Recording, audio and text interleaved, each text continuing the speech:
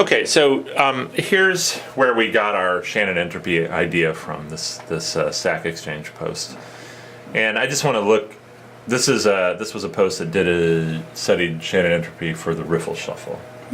So you can see the various different, how the riffle shuffle started expanding the cards or mixing the cards. And here's how the entropy calculation went. So it started at 0, which is the cards are perfectly ordered. And then it went up to a little below 1, eventually got up above 2, and then seemed to settle in up here around 3.5. Okay? All right. And we did actually, you asked me what the maximum was, and I think, what was it, 3.9? 3.95. 3.95. Okay, based on that. That one looks like it got pretty close. Well, I think that bar up there is 3.5 actually. Oh.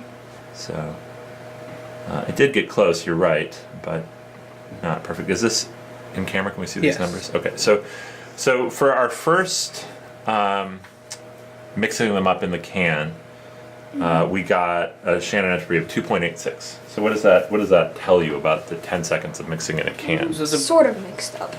Not very mixed, but it's okay. What do you mean by not very mixed? Like, it's not like what we saw at the end of like 7 riffle shuffles, where it's like 3.4.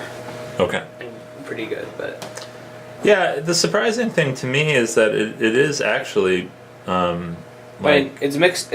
It's more than you would think for shaking it around in a can. Yeah, it's like the equivalent of. I mean, this is hard to say, but it's like what is that? 5, 6? Yeah. About 6 shuffles. So just 10 seconds shaking up in the can mixed the cards up reasonably well, actually. Yeah. If you ignore the fact that some of them are upside down and backward.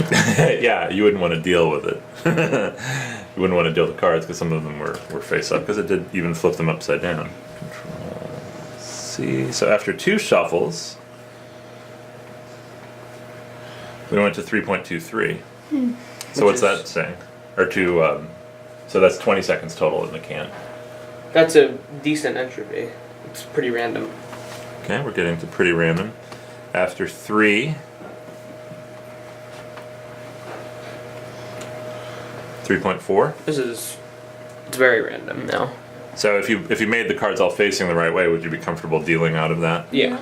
Okay. Doesn't seem to have too much relationship to what it was before. And then after 4, 3.39.